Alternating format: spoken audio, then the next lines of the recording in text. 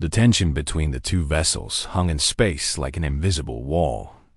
Commander Zethris had ordered his crew to hold their fire, but the weapons remained powered and ready. On the damaged human ship, Captain Ben Morrison stood with his hand resting protectively on Lily's shoulder while Dr. Claire Patterson kept her daughter close to her side.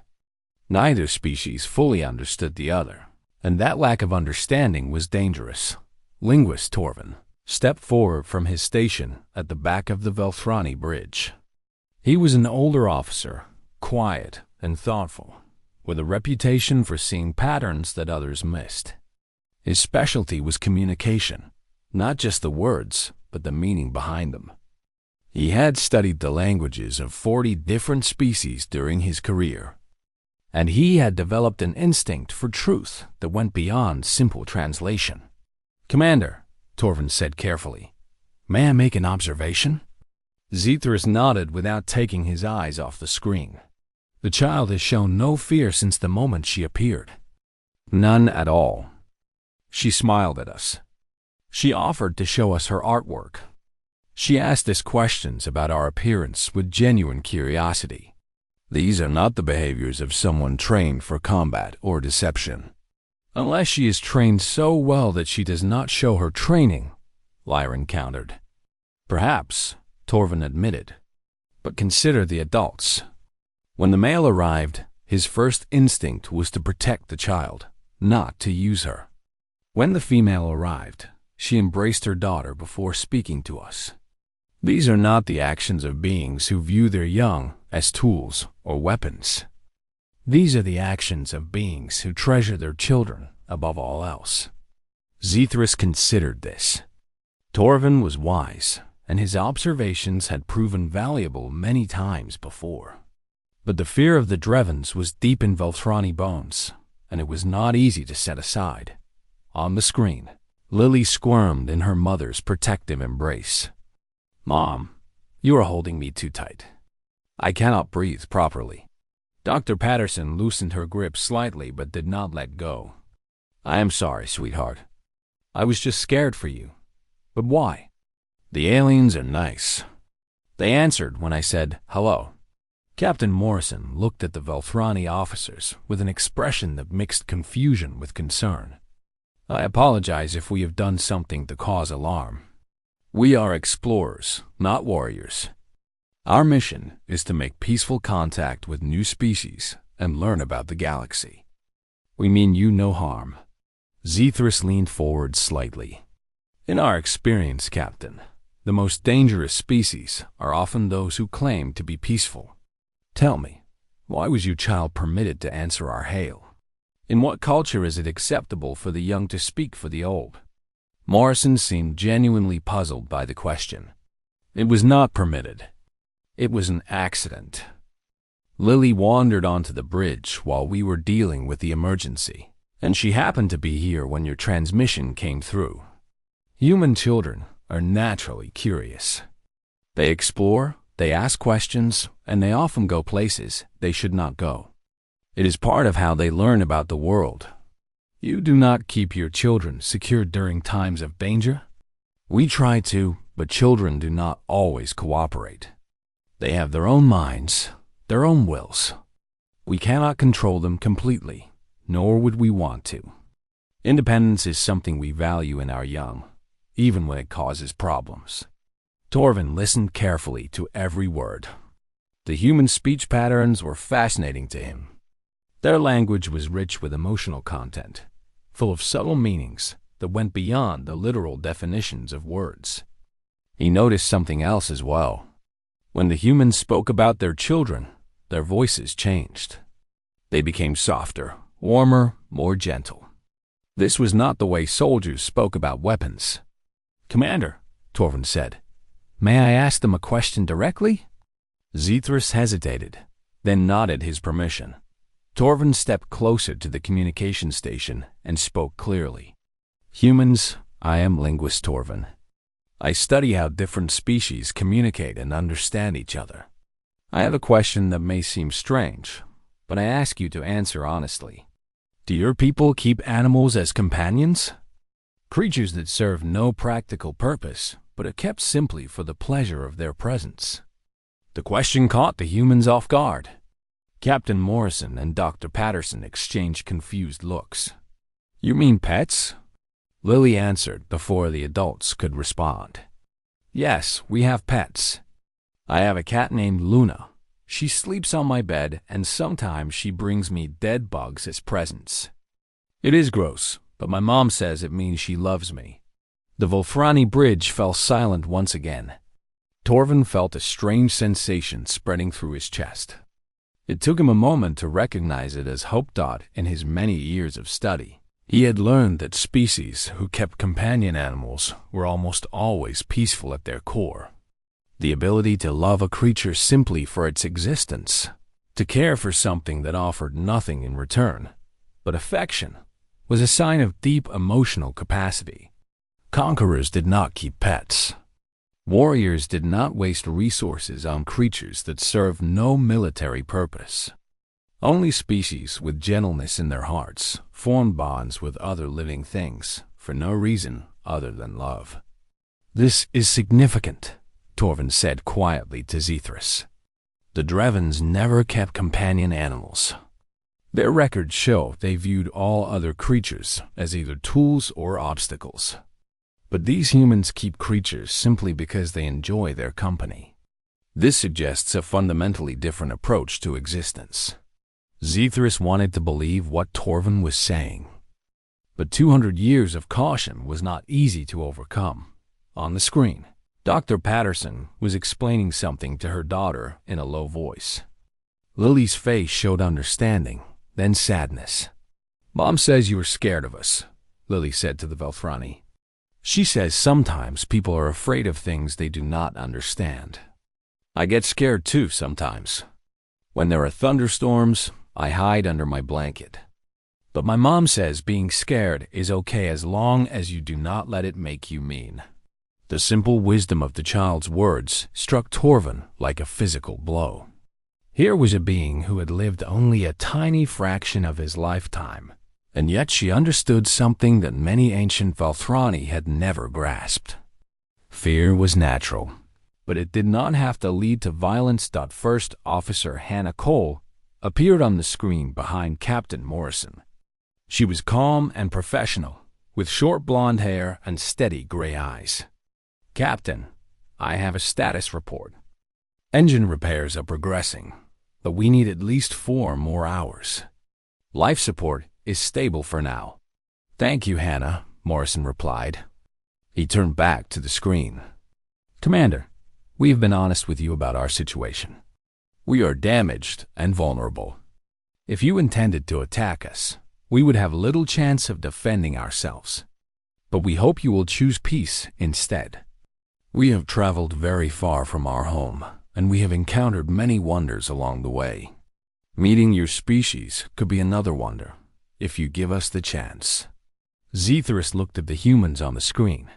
He looked at the child who had no fear, the mother who held her daughter like the most precious thing in the universe, the captain who positioned himself between his crew and danger.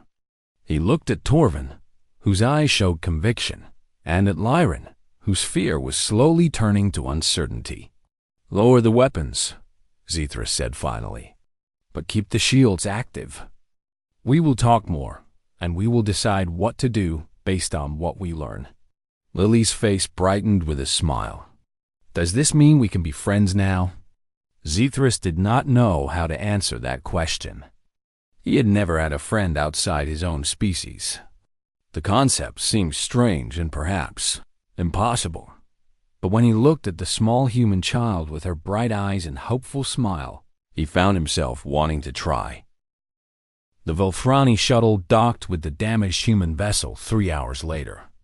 Commander Zethris stepped through the airlock first, followed by a team of 6 engineers and linguist Torvin, who had insisted on coming along to continue his observations. The air inside the human ship was warmer than Velthrani vessels, and it carried strange scents that Zethris could not identify. The walls were decorated with images and colors, unlike the plain gray surfaces of his own cruiser. Captain Ben Morrison was waiting to greet them. Behind him stood First Officer Hannah Cole and Chief Meg Paul Grant, a calm man with gentle hands who had been treating injured crew members throughout the crisis. Dr. Claire Patterson was there as well, having left the engine room now that the most critical repairs were complete. And of course, Lily was there. She stood at the front of the welcoming party, bouncing on her heels with barely contained excitement. "You came," she said happily. "I knew you would come. I told everyone you were nice, and now you are here to help us. This is so great." Zethris looked down at the small human child. She barely reached his waist, yet she gazed up at him without any trace of fear or hesitation. Her eyes were bright with joy and curiosity. He had commanded warships and negotiated treaties that shaped the fate of empires, but he found himself completely uncertain how to respond to this tiny being. "You invited us," he said finally. "It would have been rude to refuse." Lily laughed at this. "You are funny. I like you. Do you want to see my room? I have a lot of toys and books and stuff.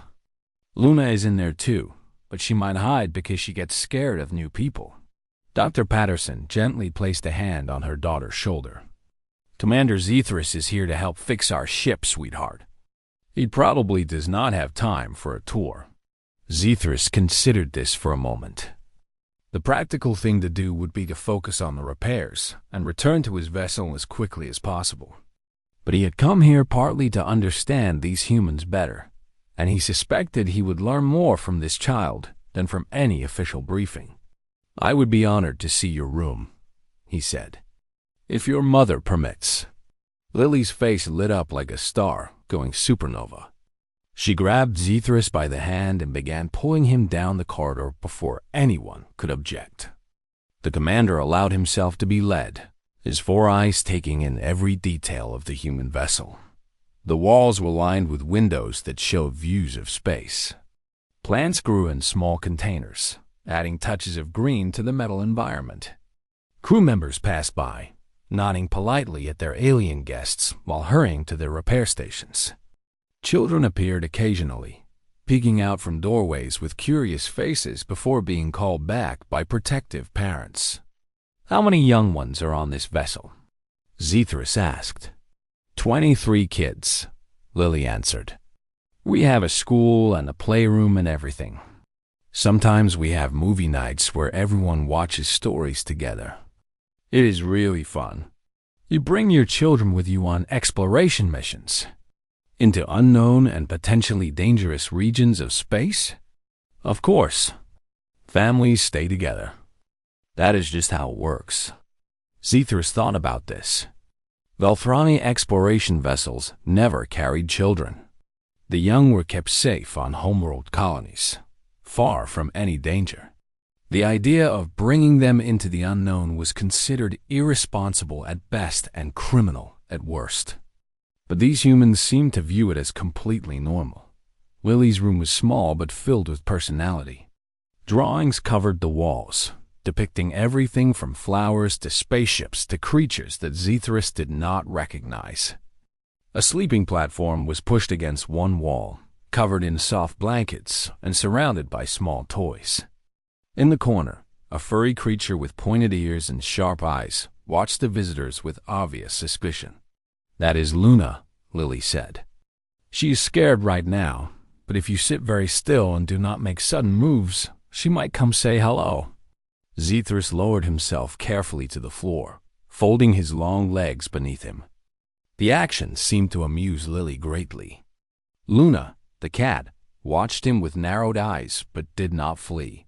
"Why do you keep this creature?" Zethris asked. "What purpose does it serve?" Lily looked puzzled by the question. "She is my friend.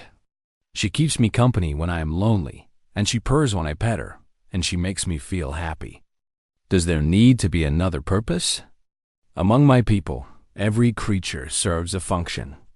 We do not keep animals simply for companionship." "That is sad," Lily said seriously. "Having a friend makes everything better. Even when bad things happen, Like when our ship got broken. I feel okay because Luna is with me, and my mom is with me, and my friends are with me. Being alone is the worst thing. Having someone who loves you is the best thing. Torvin, who had followed them to the doorway, recorded these words with growing conviction. This child, in her simple way, had just described the fundamental difference between Velthrani and human societies. The Velthrani valued survival, efficiency, and caution. The humans valued connection, love, and courage. Neither approach was wrong, but they led to very different civilizations. "Commander," Torvin said quietly, "I believe I understand now why the humans send their children into space with them. They are not using them as weapons or tools. They simply cannot bear to be separated from the ones they love." Zethris nodded slowly. He was beginning to understand as well. Over the next several hours, the Velthrani engineers worked alongside human crews to repair the damaged vessel. They shared tools and techniques, learning from each other as they labored together. The process went smoothly, partly because both species were excellent engineers, and partly because the spirit of cooperation that Lily had established continued to grow. When the repairs were complete, the two crews gathered in the main cargo bay for an informal celebration. Human children ran among the Velthrani officers, asking questions and marveling at their 4 eyes and gray skin. The Velthrani, who had never interacted with alien children before, found themselves charmed despite their initial discomfort. Lily approached Commander Zethris with a piece of paper in her hands. "I made this for you," she said. "It is a drawing of today. See? That is you, and that is me. And those are our ships. And those are hearts, because we are friends now." Zethris accepted the drawing carefully. It was crude by any artistic standard, just colorful marks on paper. But he understood what it represented. It was a gift of friendship from a child who had no reason to fear him and every reason to hope. "I will treasure this," he said. "I have received many gifts in my lifetime from emperors and diplomats and leaders of great civilizations, but none have meant as much as this one." Lily beamed with pride. "I can make you more drawings whenever you want. I am really good at drawing cats, but I am still learning how to draw spaceships." Captain Morrison approached them with a formal expression. "Commander Zethris, on behalf of the crew of the Starboard Hope, I thank you for your assistance. Without your help, we might not have survived. You have made a friend of humanity today." Zethris looked around the cargo bay, at the two species mingling together with growing comfort, at the children who had already begun teaching Velthrani officers how to play simple games, at Lily who still stood beside him with her hand, occasionally reaching out to touch his gray skin as if to confirm he was real. "I came here prepared for danger," he admitted. "I expected to find warriors using children as weapons. Instead, I found something I never imagined possible. I found a species that raises its children to embrace the unknown with open hearts and open arms. I found a civilization built on love rather than fear." He paused, looking down at the drawing in his hands. "The Velthrani High Council will receive my report soon. I will tell them that we have discovered a new species, one unlike any we have encountered before. I will recommend full diplomatic relations and the beginning of a lasting alliance. And I will tell them that this historic moment, this first step toward friendship between our peoples, was made possible by an 8-year-old girl who answered a call from strangers and said hello." Lily smiled up at him. "Does this mean you will visit us again?" "Yes, little one. I will visit as often as I can. And perhaps someday you can visit my world as well." "That would be awesome. Can I bring Luna?" Zethris felt that small smile return to his face. "You can bring anyone you wish. Friends are always welcome among friends." The Velthrani departed several hours later, their shuttle crossing the space between vessels as the two ships prepared to continue their separate journeys. But they were no longer strangers traveling through the darkness alone. They were allies, connected by the simple words of a child who had seen no reason to be afraid. And in the years that followed, as human and Volthrani relations grew stronger and deeper, historians would look back at this moment as the beginning of something extraordinary. They would write about the brave commander who chose trust over fear, and about the curious child who reminded an ancient species that kindness is the strongest bridge between worlds. But Lily would just smile when asked about it and say that she made some friends one day when everyone else was too busy to answer the phone. The weapons of the Volthrani cruiser powered down slowly, their threatening hum fading into silence. Sub-Commander Lyron watched her instruments with a mixture of relief and lingering concern. She had served under Commander Zethris for 30 years, and she had never seen him make a decision based on emotion rather than protocol. But something about these humans had reached past his centuries of caution and touched something deeper. On the screen, the human child named Lily clapped their hands together with obvious delight. "This is so exciting. I have never met aliens before. Well, I met you a few minutes ago, but now we are really meeting." Like properly meeting. Dr. Claire Patterson smiled at her daughter's enthusiasm, though her eyes still carried the worry of a mother whose child had just narrowly avoided danger. "Lily, remember to be polite. These are representatives of another civilization. We want to make a good impression. I am always polite." "Mom, I said hello and everything." Captain Ben Morrison stepped forward, his posture relaxing slightly now that the threat of immediate violence had passed. "Commander Zethris, we appreciate your willingness to talk. I understand that first contact situations can be tense. Different species have different customs, different histories. Sometimes those differences can lead to misunderstandings." Zethris nodded slowly. "Your child made contact before you did. In our culture, this would be unthinkable. Children are protected and hidden during any interaction with unknown beings. They are kept in secure areas where no harm can reach them. The fact that your child was alone on your command bridge during a crisis suggested to us that something was very wrong." "I can understand why that would seem alarming," Morrison replied. "Human children are raised differently than what you describe. We protect them, certainly, but we also encourage them to explore, to ask questions, to engage with the world around them. We believe that curiosity is one of the greatest gifts we can give our young. Sometimes that curiosity leads them into situations they should probably avoid." Lily nodded seriously. "I get in trouble a lot for being curious. But my teacher says that is how scientists start. They get curious about something and then they figure it out." Linguist Torvin was recording everything, his trained mind analyzing each word and gesture. The more he observed these humans, the more convinced he became that they were not a threat. Their body language was open and honest. Their emotional responses seemed genuine. And most importantly, their focus remained consistently on the child, not as a tool to be used, but as a treasure to be protected. "I have a question," Torvin said. "You mentioned that human children are encouraged to be curious and independent. How do you teach them about danger? How do they learn what to fear?" Dr. Patterson considered the question carefully before answering. "We teach them, of course. We explain what is dangerous and what is safe. But we also try to help them understand that not everything unknown is dangerous. Fear is useful when it keeps you safe from real threats. But fear of everything unfamiliar will prevent you from experiencing the wonderful things the universe has to offer.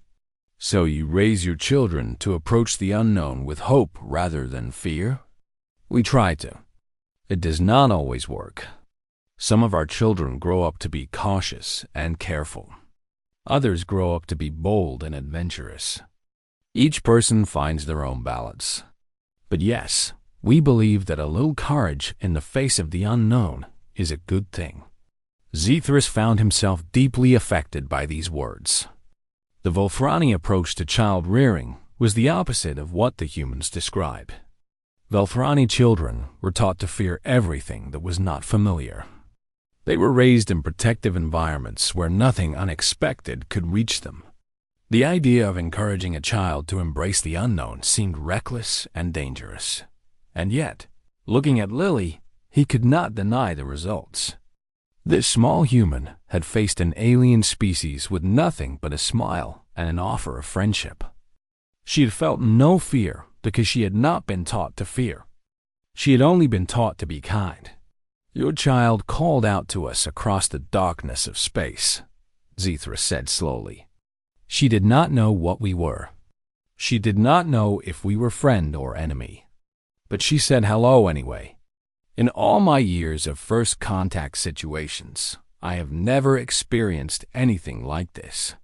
"Lily is special," Dr. Patterson said, pulling her daughter close again. "But she is also typical. Most human children would have done the same thing. They are naturally open and friendly. It is only as they grow older that they learn to be suspicious and guarded. Then perhaps it is a shame that they must grow up at all." The words escaped Zethris before he could stop them. For a moment, he felt embarrassed by his own sentimentality. But then he saw the way the humans looked at each other, and he realized they understood exactly what he meant. "Sometimes I think the same thing," Morrison admitted. "Children see the universe more clearly than we do. They have not yet learned all the reasons why things cannot work, so they simply try and often succeed where adults would have given up."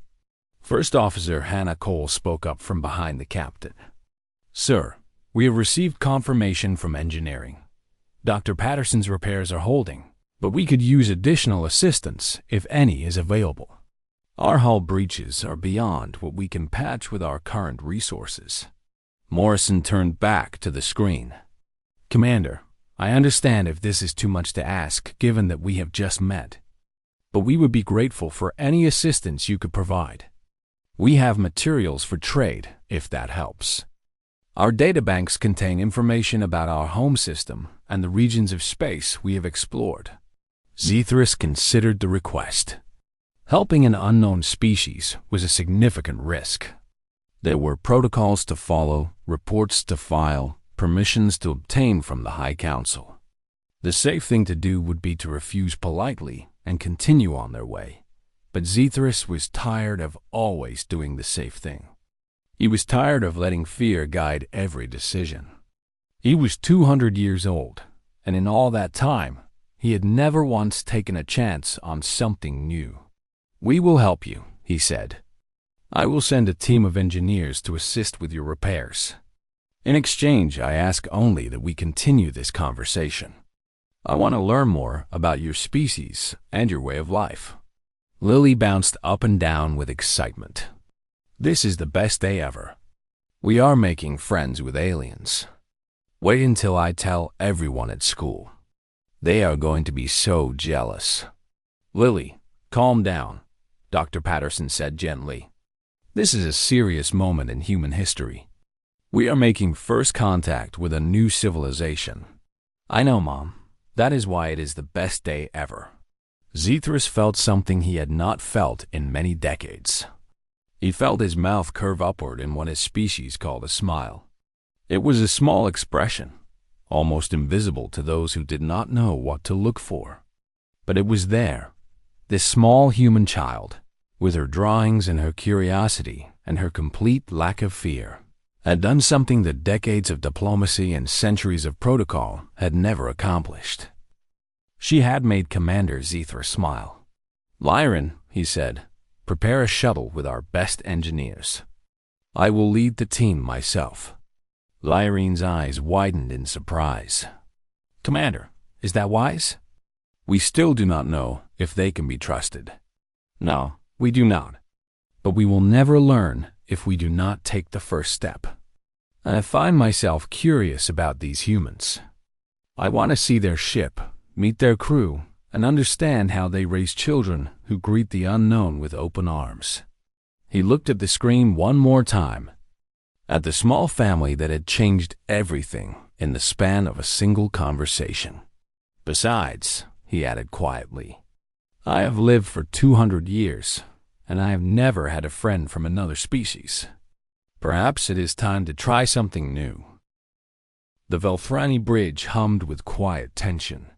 Officers moved to their battle stations with practiced efficiency, their four eyes darting between their instruments and the screen, where the small human child still watched them with innocent curiosity. Commander Zethris had ordered weapons prepared, but he had not given the command to fire. Something held him back. Perhaps it was the way the child looked at them without any trace of fear. Perhaps it was the simple drawing she still held in her small hands. Why is everyone moving so fast? Lily asked. Are you playing a game? I like games. My favorite is hide and seek, but I am not very good at it because I always laugh when someone gets close to finding me. Sub-Commander Lyran turned to Zethris with urgency in her voice. Commander, I have accessed the deep archives. The historical records of the Dreven conquest are quite clear. They sent children first in every encounter. The children would engage with the target species, learn their weaknesses, and then the warriors would follow. We cannot ignore this pattern. Zethris knew the stories well. Every Velthrani did. The Dreven Empire had swept across the galaxy like a disease, consuming everything in its path. They had been a species without mercy, without compassion, and without limits to their cruelty. The memory of them was burned into Velthrani cultural memory, passed down from generation to generation as a warning. Never trust those who send children to war. But something did not fit. The Drevens had been extinct for thousands of years. Their ships, their weapons, their very genetic material had been wiped from existence by a coalition of species who had decided the galaxy would be safer without them. This vessel did not match Dreven designs. These beings were not Dreven, and yet the pattern was the same. I want to speak with an adult from your vessel, Zethris said to Lily. His voice was firm but not unkind. Can you find one of your guardians?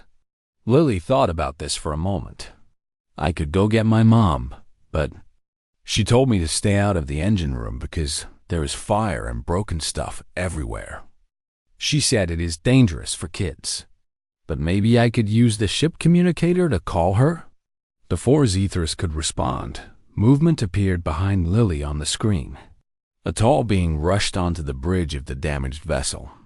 He was larger than Lily, much larger, with broad shoulders and dark hair cut short.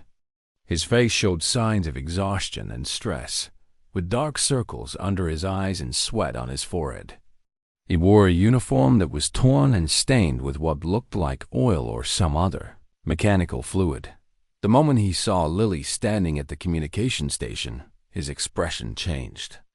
His eyes went wide with shock, then narrow with concern, then bright with what could only be described as protective fury. He moved toward the child with long, quick steps. Lily, what are you doing here? He demanded. You were supposed to be in the safe zone with the other children. I got bored, Captain Ben, and then these aliens called, and I thought someone should answer. It would be rude to ignore them. The being called Captain Ben looked at the screen for the first time. His eyes met the four eyes of Commander Zethris across the vast distance of space. For a long moment, neither of them moved. The Velthrani bridge fell completely silent. Lyran was the first to speak, her voice barely above a whisper. Commander, look at his stance. Look at his eyes. He's positioning himself between the child and us. He's preparing for combat. She was right. Zethris could see it clearly. The adult had moved to place his body between Lily and the viewing screen. His hands were at his sides, but his muscles were tense. His jaw was tight. His eyes never left the Velthrani officers for even a moment. This was the posture of a warrior. This was the look of someone who would fight to the death to protect what belonged to them. I am Captain Ben Morrison of the exploration vessel Starward Hope, the being said. His voice was controlled, But there was an edge to it that suggested barely contained emotion. We encountered an unexpected hazard in hyperspace and suffered significant damage. We are not hostile. We are in need of assistance. Zethris noted that the first thing this being did was explain their situation and request help. But he also noted that the being had not moved from his protective position in front of the child. "Your child made contact with us," Zethris said carefully. "She was alone on your command bridge." Captain Morrison looked down at Lily with an expression that was difficult to read. There was frustration there, certainly, but also something softer. Something that looked almost like reluctant pride. "Lily is the daughter of our chief engineer. She should not have been here. Our crew is stretched thin dealing with the emergency, and she apparently decided to explore on her own. You allow your young ones to wander freely during a crisis?" The question seemed to catch Captain Morrison off guard. "We do not allow it, but human children are curious. They go where they want to go, no matter how many times we tell them to stay put. It is one of our greatest challenges as parents." Human. That was what they called themselves. Zethris filed this information away for later analysis. He had never heard of this species. They were not in any Velthrani database. They were completely unknown. Lily tugged on Captain Morrison's sleeve. "Captain Ben, why do the aliens look so scared? Did I do something wrong?" Morrison glanced at the screen, then back at the child. "No, Lily. You did not do anything wrong. Sometimes when people meet for the first time, they feel nervous. It is natural. But I said hello and showed them my drawings. That is what you do when you meet someone new. My teacher said so." Another being appeared on the screen. This one was female, with the same soft features as Lily and the same color of hair. She rushed toward the child and wrapped her arms around her in a tight embrace. The child seemed to disappear into the protective circle of the adult's body. "Lily, thank goodness you are safe," the female said. "I was so worried when I could not find you in the safe zone." "I am fine, Mom. I was just talking to the aliens. They seem nice, but I think they are a little shy." The female looked at the screen. Her eyes showed the same protective intensity as Captain Morrison. Zethris realized he was looking at the child's mother, the chief engineer that Lily had mentioned. "I am Dr. Claire Patterson," the female said. "I apologize for my daughter's unexpected contact. She has a habit of going where she's not supposed to go." Zethris studied the scene before him. Two adults had rushed to protect a single child. They had positioned themselves between the child and any potential threat. Their body language spoke of fierce protection, of love so strong it would drive them to violence if necessary. But they were not attacking. They were explaining. They were apologizing. This was not the behavior of conquerors. This was not the pattern of the Drevens. This was something else entirely. Lyron moved to his side and spoke softly. "Commander, weapons are ready on your command. We can destroy their vessel before they have a chance to retaliate." Zethris looked at the screen.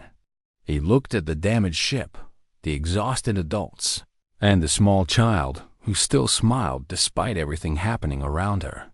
He looked at the way the mother held her daughter close, as if nothing in the universe was more precious. "Hold your fire," he said. "I want to understand what we are dealing with before we do anything we cannot take back." The Volfrani cruiser Ascending Light had traveled through the darkness of space for 300 years. Commander Zethris stood at the center of his bridge and watched the stars pass by on the great viewing screen. He was old, even by Volfrani standards. His gray skin had deepened to almost black with age, and his 4 eyes had seen more of the galaxy than most of his kind ever would. He had witnessed first contact with 17 different species. He had survived 2 wars and negotiated peace treaties that still held after centuries. Nothing surprised him anymore. At least, that is what he believed until this moment. Sub-Commander Lyran approached him with quick steps.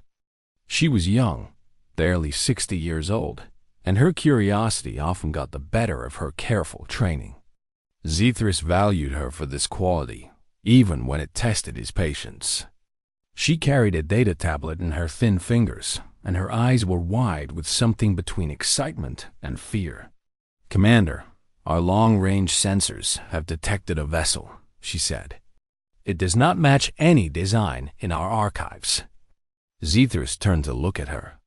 "Our archives span 10,000 years of recorded history. They contain every ship design from every known species in the galaxy." "I know, Commander." "This ship matches nothing. It is completely unknown." The bridge fell silent. Every officer stopped their work and looked toward their commander. An unknown vessel was rare. An unknown vessel that matched nothing in 10,000 years of records was something that should not exist.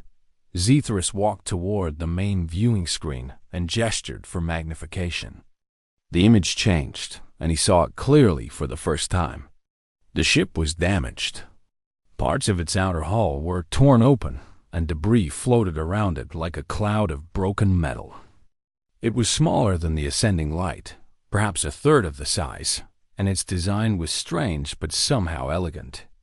The vessel was drifting without power, caught in the gentle pull of a distant star. "Life signs?" Zethris asked.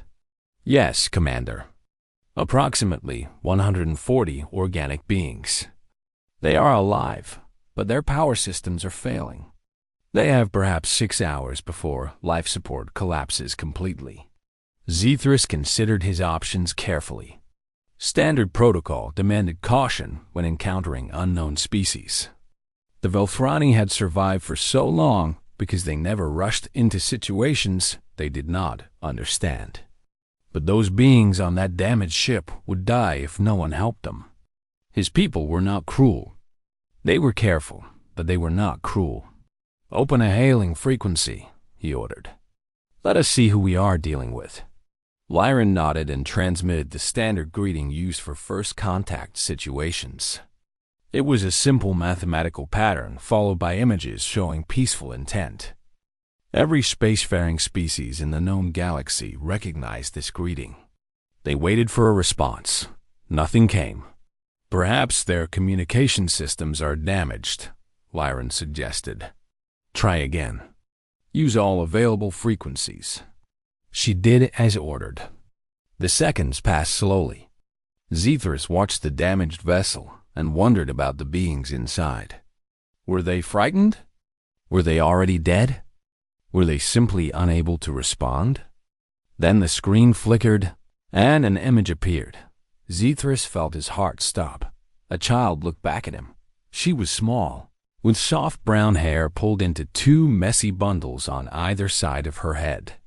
Her eyes were a color he had never seen before, somewhere between blue and green, like the shallow waters of his homeworld. She wore colorful clothing covered in small images of stars and moons. She smiled at him with a warmth that seemed completely genuine. "Hello," the child said. "Are you an alien? You look like an alien. My name is Lily. What is your name?" No one on the bridge moved. No one spoke. Zethris stared at the small creature on the screen and felt something he had not felt in 200 years. He felt fear. The ancient texts spoke of this. Every Velthrani child learned the stories of the Drevan Empire, a species that had conquered half the galaxy before the Velthrani even developed space travel. The Drevans used children as their first wave of contact. They sent innocents ahead to lower the defenses of their enemies. The children would appear harmless and friendly. They would make their targets feel safe. And then the parents would arrive with weapons and fury beyond imagination. The Drevans were gone now, destroyed in a war that burned 1,000 worlds. But the fear of them remained in Velthrani culture like a scar that never healed. "Commander," Lyran whispered, her voice shaking. "Should I raise the defensive shields?" Zethris did not answer. He could not take his eyes off the child on the screen. Lily tilted her head and looked at all of them with open curiosity. Why is everyone so quiet? Can you understand me? My mom says sometimes aliens speak different languages. Do you need me to talk slower? Where are your guardians? Zethris finally managed to ask.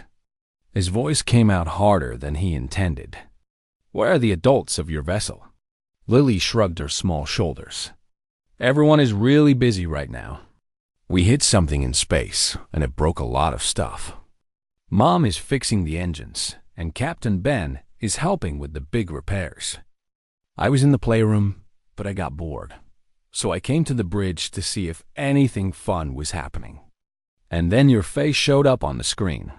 She said all of this so easily, so naturally, as if speaking with unknown alien species was something she did every day. You are alone on your command bridge? Zethris asked. I guess so. Just for a little bit, though. Someone will come back soon. Lily moved closer to the screen, examining the Velthrani officers with obvious interest. You have 4 eyes. That is so cool. Do you see things differently than I do? I only have 2 eyes, but my mom says I have really good vision because I can spot dessert from across the room. She laughed at her own joke. The sound was strange to Velthrani ears, but there was something undeniably warm about it. Lyran leaned close to Zethris and spoke in a whisper. Commander, this cannot be real. No species would leave a child unattended during a crisis. No species would allow a child to make first contact with unknown beings. This must be a trick. Zethris nodded slowly.